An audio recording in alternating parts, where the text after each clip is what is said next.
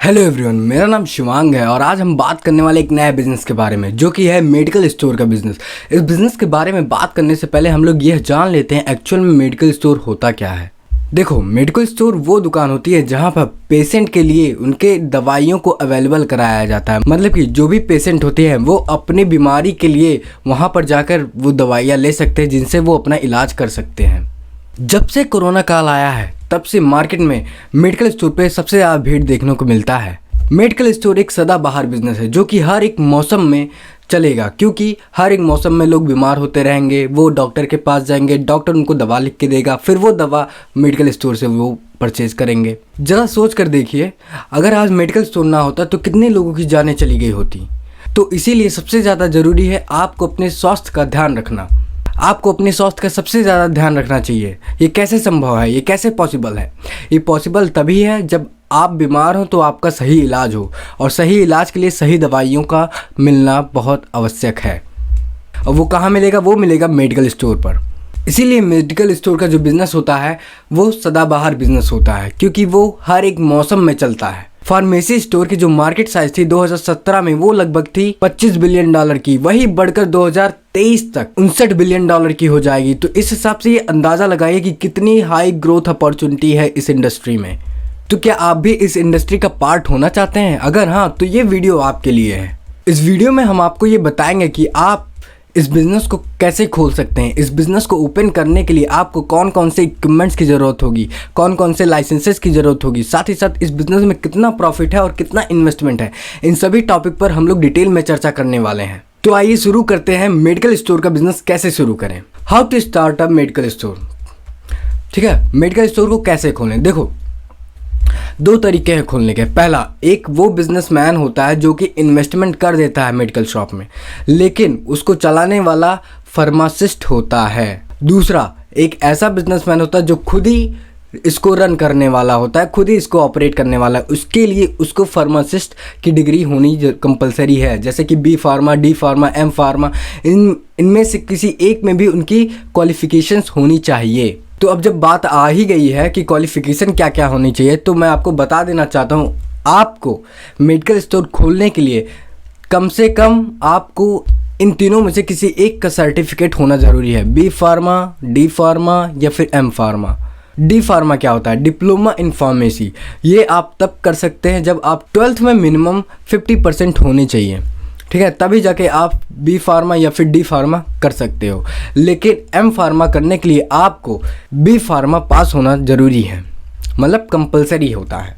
इन तीनों में से आप किसी एक की सर्टिफिकेट बहुत ही ज़्यादा कंपलसरी होती है फार्मासिस्ट बनने के लिए। जब आप ये सब कोर्सेज कर लेते हैं तब आपको फार्मासिस्ट बनने के लिए स्टेट फार्मेसी काउंसिल में आपको अपना रजिस्ट्रेशन कराना होगा। तब जाकर आप एक रजिस्टर्ड फार्मासिस्ट कहलाओगे, तब जाके आप अपनी एक शॉप ओपन कर सकते हो। इसके लिए भी अभी और भी बहुत सारे लाइसेंसेस हैं जो कि हम आगे आने वाले टॉपिक्स में डिटेल में चर्चा करने वाले हैं। अब बात करते हैं मेडिकल रूल्स एंड रेगुलेशन के बारे में। जैसा कि मैंने आपको पहले बताया, आपको बी फार्मा, एम फार्मा या फिर डी फार्मा में से किसी एक की सर्टिफिकेट होना ज़रूरी है। फिर आप उसको रजिस्टर कराते हो स्टेट फार्मेसी काउंसिल में। उसके बाद उसी सर्टिफिकेट के बेसिस पर state drug standard control organisation या फिर central drug standard control organisation से आपको मेडिकल शॉप ओपन करने के लिए लाइसेंस दिया जाता है। ये लाइसेंस बहुत ही ज़्यादा कंपलसरी होता है। इसके बिना आप कोई भी मेडिकल शॉप ओपन नहीं कर सकते हैं। आपको इस बिज़नेस को ओपन करते वक्त आपको अपनी फार्मेसी का चॉइस करना होगा। जैसे कि वैसे तो इंडिया में बहुत सारी फार्मेसी अवेलेबल है, लेकिन मेनली 4 ग्रुप होते हैं, जैसे कि hospital pharmacy, township pharmacy, chain pharmacy, stand alone pharmacy. Hospital pharmacy वो फार्मेसी होती है जो कि हॉस्पिटल के लिए ओपन किया जाता है, जहाँ पर डॉक्टर दवा लिख के देता है और वो वहीं पे अवेलेबल करा देता है। और टाउनशिप फार्मेसी वो फार्मेसी होती है जो किसी टाउन या फिर बस्ती में लोकेटेड होता है और उस रीजन के पेशेंट को वो अपनी दवाइयों को प्रोवाइड करता है। और चेन फार्मेसी वो फार्मेसी होती है जो कि किसी एक कंपनी की फ्रेंचाइजी होती है, जो कि हर एक डिस्ट्रिक्ट में अवेलेबल कराई जाती है। स्टैंड अलोन फार्मेसी ये वो फार्मेसी होती है जो कि गली मोहल्ले रेसिडेंशियल एरिया में ज़्यादातर ओपन किए जाते हैं, ठीक है ना। इन चारों में से आप किस फार्मेसी को ओपन करना चाहते हो वो आपको डिसाइड करना होगा। अब बात आती है कि आप इस बिज़नेस को कैसे शुरू करेंगे, इस बिज़नेस के शुरू करने के लिए कहाँ से फंड लाएंगे। ठीक है ना। देखो, बिज़नेस को स्टार्ट करने के लिए आप दो तरीके से फंड रेज कर सकते हो। एक तो होता है डेब्ट, दूसरा होता है इक्विटी। डेब्ट का मतलब होता है उधारी। आप किसी फैमिली मेम्बर, किसी दोस्त या फिर किसी बैंक से लोन लेकर अपने बिजनेस को रन कर सकते हैं, ये होता है डेब्ट का मतलब। दूसरा होता है इक्विटी। इक्विटी में क्या होता है, आपके बिजनेस के शेयर्स डाइल्यूट हो जाते हैं। उस डाइल्यूट हुए शेयर के वजह से जो भी फंड आता है उसकी वजह से आप अपने बिजनेस को रन कर सकते हैं। जैसे कि इन्वेस्टर हुआ, पार्टनरशिप हुआ। पार्टनरशिप की बात करते हैं। पार्टनरशिप, हम ऐसे व्यक्ति के साथ पार्टनरशिप करते हैं जिसके पास फंड होता है और वो इस बिज़नेस को करने के लिए इंटरेस्टेड हो। ठीक है ना। और वो आपके साथ इस बिज़नेस को रन करने में सक्षम हो। तो हम ऐसे व्यक्ति के साथ पार्टनरशिप कर लेते हैं जो इस बिज़नेस में इन्वेस्ट भी करे। ठीक है ना। तो इस ऐसे व्यक्ति को हम लोग कहते हैं पार्टनरशिप। तो ये होगी बात पार्टनरशिप से रिलेटेड। अब हम बात करते हैं इन्वेस्टर के बारे में। इन्वेस्टर वो व्यक्ति होता है जो आपके बिजनेस के प्लान्स को समझकर उसमें इन्वेस्ट कर देता है। उसके बदले आप उसको कुछ शेयर्स दे देते हो और वो उस शेयर के हिसाब से आप उसको मंथली डिविडेंड भी पे करते रहते हो। तो ये होगी बात, आप पैसे रेज कैसे करोगे। अब बात करते हैं रजिस्ट्रेशन एंड लाइसेंसेस के बारे में। देखो, इस बिजनेस को शुरू करने के लिए आपको अपने फर्म की रजिस्ट्री करानी होगी आरओसी के साथ, चाहे तो प्रोप्राइटरशिप फर्म में या फिर पार्टनरशिप फर्म में या फिर लिमिटेड लायबिलिटी पार्टनरशिप फर्म में या फिर 1% कंपनी में या फिर प्राइवेट लिमिटेड कंपनी में। इन पांचों में से आप किसी एक में भी अपने बिजनेस को रजिस्टर करा सकते हो। उसके बाद अगर आपकी बिजनेस की टर्नओवर 12 लाख से ऊपर हो जाती है तो आपको जीएसटी कंपलसरी हो जाता है। ठीक है। अगर आप शॉप ओपन करने वाले हो या फिर ओपन करना चाहते हो इस बिजनेस के लिए, तो आपको शॉप एस्टेब्लिशमेंट एक्ट के तहत लाइसेंस लेना होगा, ट्रेड लाइसेंस लेना होगा, और भी जो बिजनेस के डॉक्यूमेंट्स होते हैं वो भी आपको अरेंज करने होंगे। जैसे कि रजिस्टर फॉर ड्रग लाइसेंस, जो कि मैंने आपको पहले बताया, आपको ड्रग लाइसेंस लेना पड़ेगा, उसका रजिस्ट्रेशन आपका होना चाहिए। ट्रेडमार्क का रजिस्ट्रेशन कराइए। आप अपने बिजनेस के लिए करंट बैंक अकाउंट खुलवाइए। उसके साथ आप अपने बिजनेस का पैन कार्ड भी बनवाइए। अगर आप इस बिजनेस को होलसेल के रूप में करने वाले हैं तो होलसेल ड्रग लाइसेंस लेना होगा। अगर आप इस बिजनेस को रिटेल में करने वाले हो, रिटेल शॉप खोलने वाले हो, तो आपको रिटेल ड्रग लाइसेंस लेना होगा। ये तो बात होगी लाइसेंस से रिलेटेड। तो अब बात करते हैं ड्रग लाइसेंस कैसे मिलेगा। बेसिकली 3 रिक्वायरमेंट्स होती हैं ड्रग लाइसेंस से related: area specification, storage facility, technical staff. Area specifications के बारे में बात करते हैं। अगर आप रिटेल शॉप के लिए लाइसेंस लेने वाले हो तो आपको कम से कम 10 स्क्वायर मीटर की एरिया कंपलसरी है। लेकिन अगर आप इस बिज़नेस को एज अ होलसेल रन करने वाले हो या फिर ओपन करने वाले हो तो आपको 15 स्क्वायर मीटर की जगह या फिर स्पेस होना चाहिए। अब बात करते हैं स्टोरेज फैसिलिटी के बारे में। स्टोरेज फैसिलिटी में जैसे कि आपके पास क्या रेफ्रिजरेटर, एसी है, ये कंपलसरी होता है, क्योंकि कई ऐसे दवाई होती हैं, कई ऐसे सीरम्स होते हैं या फिर इंजेक्शंस होते हैं जो कि हम लोग कोल्ड में ही स्टोर कर सकते हैं, मतलब कि रेफ्रिजरेटर में ही स्टोर कर सकते हैं। तो उसके लिए आपको रेफ्रिजरेटर और एसी कंपलसरी होता है। तो ये हो गई बात स्टोरेज फैसिलिटी के बारे में। अब हम बात करते हैं टेक्निकल स्टाफ के बारे में। देखो, अगर आप इस बिज़नेस को एज अ होलसेल रन करने वाले हो तो इस बिज़नेस को ऑपरेट करने वाला एक फार्मासिस्ट होगा जो कि इस पूरे बिज़नेस को देखभाल अच्छे से करेगा, और वो फार्मासिस्ट कम से कम 2 साल का तो एक्सपीरियंस होना चाहिए उसको। और अगर आप इस बिज़नेस को एज अ रिटेल करने वाले हो, रिटेल बिज़नेस में करने वाले हो, तो आपको जो रजिस्टर फार्मासिस्ट है वो अपने वर्किंग आवर में हमेशा अवेलेबल होना चाहिए इस बिज़नेस को रन करते वक्त। तो ये सब कुछ बेसिक रिक्वायरमेंट है ड्रग लाइसेंस के बारे में।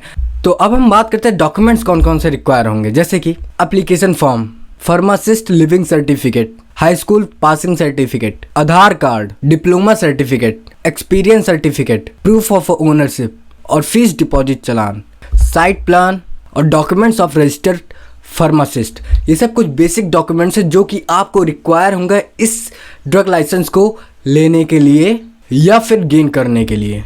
तो ये होगी बात लाइसेंसेस से रिलेटेड। अब बात करते हैं आप इस स्टोर को कहाँ पे ओपन करोगे, मतलब लोकेशन क्या होने वाला है।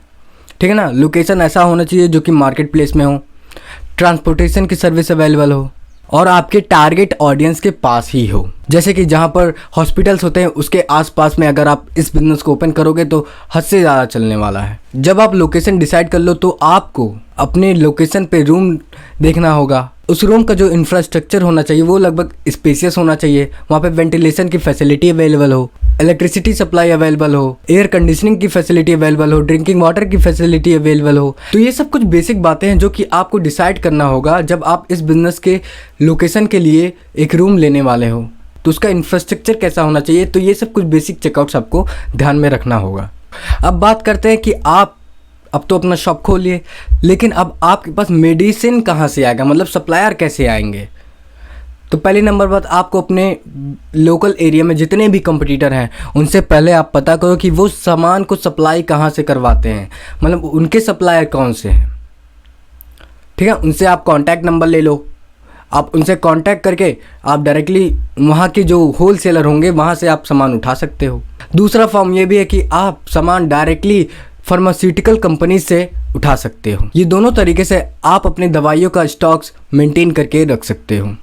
तो अब बात करते हैं रिक्रूटिंग स्टाफ के बारे में। इस बिज़नेस को अगर आप मीडियम लेवल पर भी काम करने वाले हो तो आपको कम से कम 2 स्टाफ तो रखने ही होंगे, जिसको फुली नॉलेज हो, फुली ट्रेंड हो और वो अपने कस्टमर को अच्छी सर्विस प्रोवाइड कर सके, जिससे कि आपके पास कस्टमर ज़्यादा से ज़्यादा आए और आपके बिज़नेस की सेल्स भी हाई हो।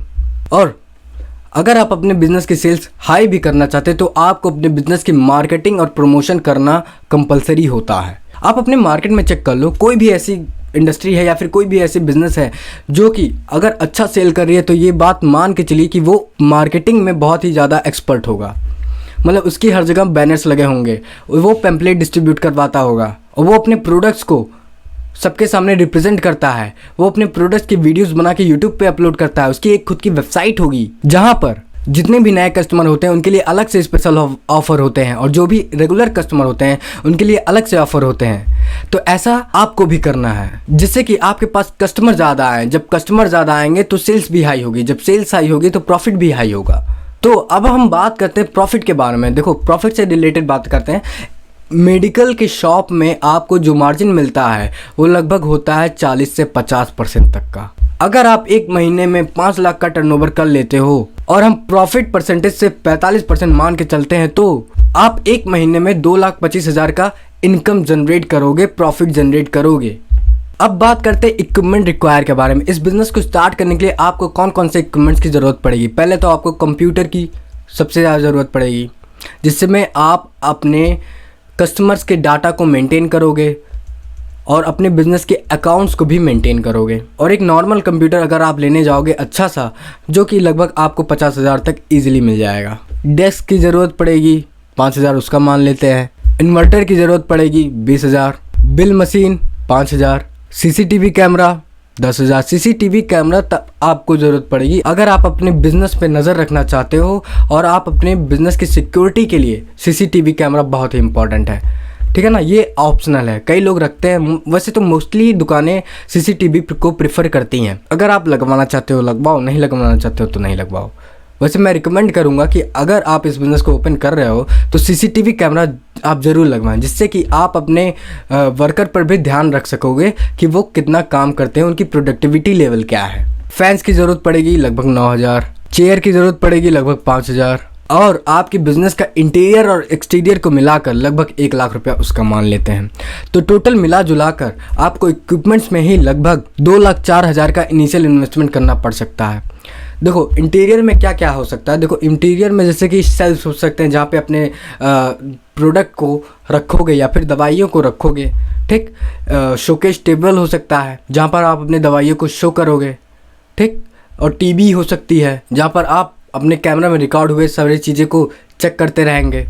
तो ये सभी चीज़ मिलाकर आपको कम से कम 50,000 का इन्वेस्टमेंट तो दे ही देगी और आपके दुकान की एक्सटीरियर को भी मेंटेन करने के लिए 50,000 का इनिशियल इन्वेस्टमेंट तो लग ही जाएगा। तो ये हो गई बात इक्विपमेंट्स में कितना इन्वेस्टमेंट लग सकता है। तो अब हम बात करते हैं इन्वेस्टमेंट रिक्वायर के बारे में। इस बिज़नेस को स्टार्ट करने के लिए आपको कितने रुपए की इन्वेस्टमेंट करनी पड़ सकती है। Security deposit 50,000। देखो, सिक्योरिटी डिपॉजिट क्या होता है। सिक्योरिटी डिपॉजिट एक ऐसी डिपॉजिट होती है जो कि आप सिक्योरिटी के लिए अपने ओनर को देते हो। जैसे अगर आप एक शॉप खोलने वाले हो तो उस शॉप के लिए जो भी आप रूम देखने जाओगे तो कई लोग ऐसे होते हैं ना जो कहते हैं कि इस रूम को मुझे 6 महीने के लिए आप सिक्योरिटी दे दो, कहीं आप 6 महीने के अंदर भाग गए तो मेरा भरपाई कौन करेगा। तो उसके लिए आपको सिक्योरिटी देना होता है जो कि रिटर्नेबल होता है। Rent 10,000। Digital marketing 10,000। Registration and licences 30,000, marketing collateral 10,000, equipment 2,04,000, salary 20,000, electricity bill 5,000। तो टोटल मिला जुला कर 3,39,000 का इनिशियल इन्वेस्टमेंट करना पड़ सकता है अगर आप इस बिज़नेस को एक मीडियम या फिर स्मॉल लेवल पर स्टार्ट करने वाले हो। तो जैसा कि मैंने आपको बताया, अगर आप इस बिज़नेस को एक स्मॉल लेवल पर करने वाले हो तो आपको 80,000 से लेकर 5 लाख तक का इनिशियल इन्वेस्टमेंट करना पड़ सकता है। लेकिन अगर आप इस बिज़नेस को एक बड़े लेवल पर स्टार्ट करने वाले हो या फिर करना चाहते हो तो आपको 5 से 15 लाख तक का भी इनिशियल इन्वेस्टमेंट लग सकता है। So thank you everyone. अगर आपको ये वीडियो पसंद आता है तो इस वीडियो को लाइक कीजिए। अगर आप हमारे चैनल पर नए हैं तो इस चैनल को सब्सक्राइब कीजिए। सो थैंक यू, धन्यवाद, हैव अ गुड डे।